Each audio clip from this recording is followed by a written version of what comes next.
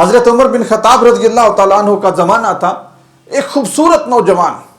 اور میں اکثر یہ بات کرتا ہوں کہ جوانی کی توبہ توبہ ہے۔ جب بوڑھے ہو جاتے ہیں نا، شیر بھی تو وہ شکار کرنا چھوڑ دیتے ہیں، جب بوڑھے ہو جاتے ہیں بھیڑیے بھی تو وہ بھی اپنی ٹانگیں لپیٹ کے غاروں میں بیٹھ جاتے ہیں۔ اصل توبہ وہ ہے جو جوانی میں کی جائے۔ اس وقت آپ وضو بھی لمبا رکھ سکتے ہیں، آپ نفل بھی کھڑے ہو کے پڑھ سکتے ہیں، آپ اللہ کا دین سیکھنے کے لیے دور دراز کا سفر بھی کر سکتے ہیں۔ کوشش کرو میرے بھائیوں، میرے نوجوانوں، اپنی جوانیوں کو پاک کرنے کی کوشش کرو کہ خدا کے نزدیک یہ توبہ سب سے پسندیدہ توبہ ہے۔ تو آپ کے زمانے میں ایک پاک باز جوان، متقی پارسا، بہت عبادت گزار تھا، یہاں تک کہ حضرت عمر بن خطاب رضی اللہ تعالیٰ عنہ بذات خود اس جوان کی عبادت کے اوپر رشک کیا کرتے تھے۔ مراد رسول حضرت عمر بن خطاب اس شخص کو جب دیکھتے نا عبادت کرتے ہوئے، وہ عشاء کی نماز پڑھتا اور پھر مسجد میں رک جاتا اور ساری رات عبادت کرتا رہتا، تو حضرت عمر بن خطاب اس کی عبادت دیکھ کے رشک کرتے کہ کاش اللہ کی ذات مجھے بھی ساری رات اسی طرح مصلی پہ کھڑا رہنے کی توفیق نصیب کرتے۔ کبھی کبھی ایسا ہوتا،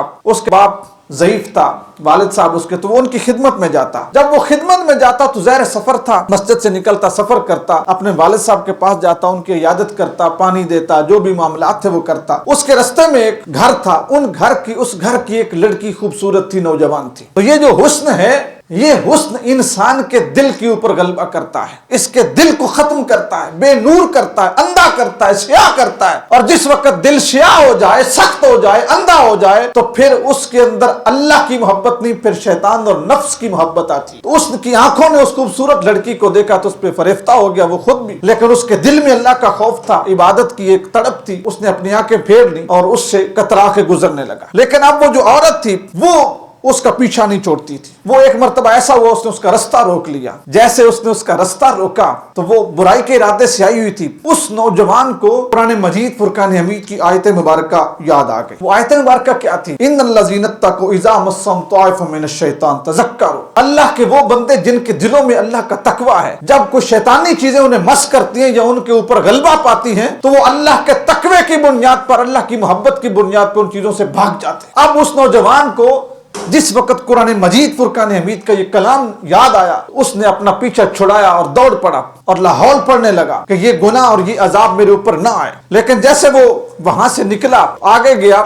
تو اس کی چونکہ عورت کے ساتھ مڈ بھیڑ ہو چکی تھی، اب اس کے دل میں شرمندگی پیدا ہوئی، دل میں شرمندگی ہوئی کہ میں نے اس عورت کو دیکھا ہے، اس نے مجھے دیکھا ہے، اور میں اسی چہرے سے اللہ کے حضور جھکتا ہوں، قیامت کے دن جب میں اللہ کے حضور جاؤں گا تو میرا کیا حال ہوگا؟ میرا رب مجھ سے پوچھے گا کہ میرے بندے، میری مسجد سے نکل کر کس کے ساتھ تم نے آنکھیں لڑا دی؟ بے شک میرا ارادہ نہیں تھا، میں نے خواہش نہیں کی، لیکن میرے بھی دل میں اس کی تڑپ تو ہوئی ہے، تو میں رب کے سامنے پچی ہو جاؤں گا۔ یہ جیسے خیال آیا نا تو بے ہوش ہو گیا، بے ہوش ہو کے زمین پہ گر پڑا۔ اس کے والد صاحب شاید اس کے منتظر تھے، تو گلی میں آگے پیچھے شور شرابہ ہوا کہ نوجوان گر پڑا ہے۔ اسے اٹھایا گیا، جیسے ہی اسے اٹھایا اور اس کو اٹھا کے لوگ گھر تک لائے، اس سے اس کا ہوش آیا، پانی پلایا، تو اس سے واقعہ پوچھا، تو اس نے واقعہ جیسے بیان کیا نا، تو واقعہ بیان کرتے کرتے اس کی پھر دھاڑیں نکل گئی، پھر رونا شروع کر، پھر شرمندگی اور غشی کے دورے، انہیں دوروں کے دوران اس نوجوان کی موت واقع ہو۔ احساس کی بات ہے نا، کچھ لوگ ان چیزوں پہ فخر کرتے ہیں۔ نوجوان لڑکیوں کی تصویریں موبائلوں میں بنا لیں، شادیوں کے موقع پہ بنا لیں، کیونکہ کیمرے وافر ہوتے ہیں اور لڑکیاں بے پردہ ہوتی ہیں، پھر سکولوں میں دکھاتا رہا، کالجوں میں دکھاتا رہا، یونیورسٹیوں میں دکھاتا رہا، دوستوں کو دکھاتا رہا، یہ دیکھ یہ کیسی ہے، اگر اس کو تیری بھابھی بنا لوں تو پھر کیسا؟ ہماری غیرت مر جاتی ہے، کیونکہ اگر ہم کسی کی تصویریں بنا کے دکھا رہے ہیں نا تو کوئی ہماری بہنوں بیٹیوں کی تصویریں بنا کے بھی دکھا رہا ہے۔ ہمیشہ گھر اس کا محفوظ ہے جس نے دوسرے کے گھر کو محفوظ رکھا۔ وہ سیانے لوگ کہتے ہیں نا، انہی جملوں کے حقوق محفوظ ہوتے ہیں جن جملوں سے دوسروں کے حقوق محفوظ ہوتے ہیں۔ آپ دوسروں کو حفاظت دیں گے تو آپ کو ملے گی۔ تو جس وقت ہمارا چال چلن یہ ہے تو ہر گھر کے اندر جو ہے نا وہ ادھیڑ، ہر چیز، سارے طرح پہ ادڑے پڑے ہیں، معاملات بہت خراب ہیں۔ اس کو جب وہ خیال آیا اور احساس آیا تو پھر پھڑکنے لگا، اور اسی پھڑکنے میں اس کی روح نکل گئی، انتقال ہو گیا۔ اب اس کو کفن دفن کا انتظام ہوا اور اسے دفنا دیا گیا۔ حضرت عمر بن خطاب رضی اللہ تعالیٰ عنہ کو نہیں بتایا گیا کہ امیر المومنین وہ بچہ مر گیا ہے، دنیا سے رخصت ہو گیا اور اس کا کفن دفن بھی ہو گیا اور وہ اب نہیں ہے۔ حضرت عمر بن خطاب نے تھوڑے دنوں کے بعد اسے سنبھالا کہ وہ نوجوان نظر نہیں آتا، مسجد نظر نہیں آتا، کدھر ہے؟ تو بتانے پہ پتا چلا کہ اس کا انتقال ہو گیا۔ آپ نے اس کے باپ سے پوچھا کہ مجھے کیوں نہیں بتایا؟ اس نے کہا حضور آپ کو ہزاروں کام، اب اس کا جنازہ، اس کا کفن دفن ہم آپ کو کیا اطلاع کرتے، تکلیف والی بات تھی۔ حضرت عمر بن خطاب رضی اللہ تعالیٰ عنہ نے فرمایا تم نے مجھے اس کے جنازے میں شریک نہیں کیا، مجھے اس کی قبر پہ لے چلو، مجھے اس کی قبر پہ لے چلو۔ وہ قبر پہ لے گئے، وہاں پہ جا کے حضرت عمر بن خطاب نے قرآن مجید فرقان حمید کی آیت مبارکہ پڑھی، فرمایا وَلِمَنْ خَافَ مَقَامَ رَبِّهِ جَنَّتَانِ، اے لوگو اللہ نے اس شخص کو جو موت دی ہے اپنے خوف اور اپنے تقوی کے عالم میں دی ہے، اور اللہ کے قرآن کا وعدہ یہ ہے کہ جو اللہ کے خوف اور اللہ کا تقوی دل میں لے کے دنیا سے چلا جائے گا، اللہ کی ذات اسے ایک جنت نہیں اسے 2 جنتیں عطا فرمائے گا۔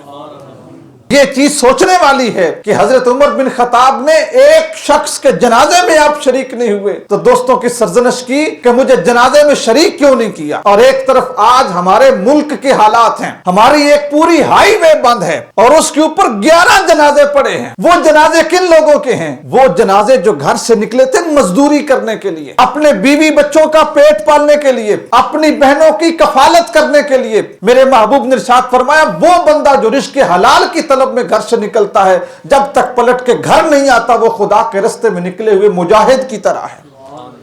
ریاست ان کو کوئی تحفظ نہیں دے سکی، ان لوگوں کو ذبح کر دیا گیا۔ ذبح کرنے کے بعد ان کی بہنیں، ان کی مائیں، ان کی بیٹیاں ان کے جنازے سڑک کے اوپر رکھ کے بیٹھی ہیں کہ کاش کہ یہ ریاست ہمیں انصاف دے۔ اور ہمارے ملک کے حکمران ہیں جو ہمارے اوپر مسلط ہیں، ان کی غیرت اتنی نہیں جاگ رہی کہ ہم ان بیٹیوں کے سر پہ جا کے دست شفقت رکھیں، ہم ان کے دکھوں میں جا کے شریک تو ہوں، ہم جا کے انہیں کوئی تسلی تو دیں۔ ان کو اپنے محلوں سے نکلنے کی فرصت ہی نہیں ہے، ان کا سارا دار و مدار اسی بات کے اوپر ہے کہ ہم فلاں کو NRO نہیں دیں گے، ہم فلاں کو نہیں چھوڑیں گے، ہم فلاں کو نہیں چھوڑیں گے۔ ان کا سارے کی ساری توانائیاں اسی چیز کے اوپر لگ رہی ہیں، ہم نے پوزیشن کو ٹارگٹ کرنا ہے، ہم نے دوسری جماعتوں کو گرانا ہے، ہم نے فلاں کو گرانا ہے۔ ان کی آپس کی ہاتھا پائی ختم ہو تو وہ توجہ دیں مخلوق خدا کی ہو۔ تو ہمارا مسلکی اختلاف ان سے بجا صحیح جو مسلکی اختلاف ہیں، مسلکی اختلاف اپنی جگہ پر صحیح، بطور ایک انسان ہونے کے تو ہمارا کوئی اختلاف نہیں۔ ہمارا دین تو کسی جانور کا بھی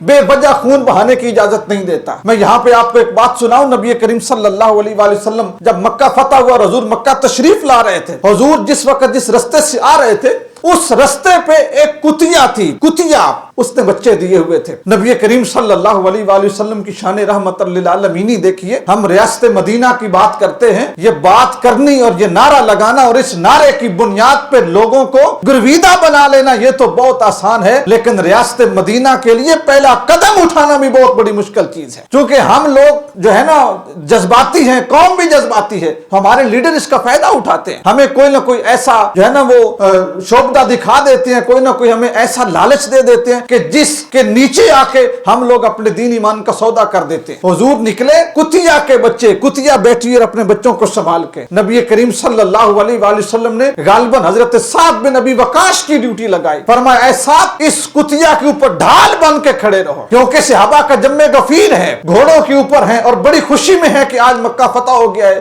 اور ہم جس مکہ سے نکالے گئے تھے وہاں پہ جا رہے ہیں، تو کہیں اپنے خوشی کے عالم میں، کہیں اپنی تیز رفتاری کے عالم میں اس کتیا کے کسی بچے کا ان کے گھوڑوں کے نیچے آ کے نقصان نہ ہو جائے، اس کتیا کے بچے کو تحفظ دینا بھی محمد رسول اللہ کی شان رحمت للعالمین ہے۔